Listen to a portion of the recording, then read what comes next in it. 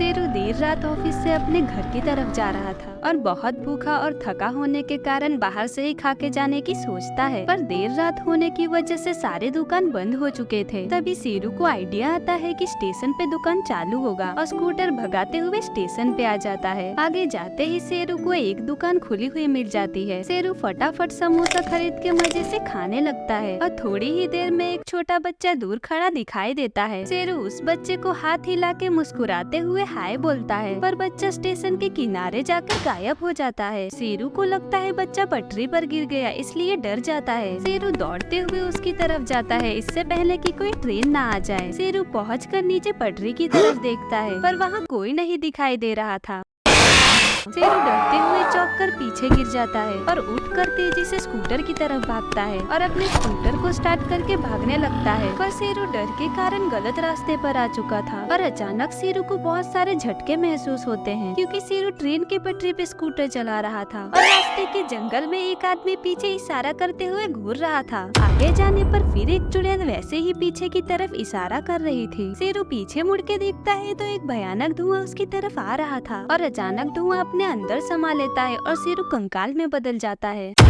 Sheru bike पर India tour घूमने के लिए निकला था, पर राइडिंग करते करते लेट नाइट होने की वजह से नींद आने लगती है। तभी शेरू को दूर से एक छोटा सा गांव दिखाई देता है। शेरू उस गांव में आ जाता है, पर अभी भी बहुत नींद आ रही थी। शेरू एक घर का बेल बजाता है ताकि रुकने की जगह मांग सके, पर किसी के दरवाजा न खोलने पर वही बाइक पर सो जाता है। लेकिन थोड़ी ही देर में जोरों की हवा बहनी स्टार्ट हो जाती है और देखते ही देखते भयंकर तूफान में बदलने लगती है और जोरों की बारिश भी स्टार्ट हो जाती है। पर शेरू सो ही रहा था, पर अचानक हवा से बाइक गिरने की वजह से नींद खुल जाती है। तभी सामने के रास्ते पे परछाई आती हुई दिखाई देती है। शेरू अपनी नींद भरी आंखों को मींजता है। तब शेरू को समझ आता है कि ये सपना नहीं है और डर जाता है। शेरू फटाफट अपनी बाइक स्टार्ट करने की कोशिश करता है। आखिरकार बाइक स्टार्ट हो जाती है और तेजी से फुल स्पीड में अपनी बाइक को भगाता है और तेजी से गाँव के बाहर निकलने की सोचता है। आगे जाते ही वो पीछे मुड़ के देखता है कि कोई उसके पीछे तो नहीं आ रहा, पर पीछे मुड़ के देखने पर वहाँ गाँव की जगह शमशान घाट था।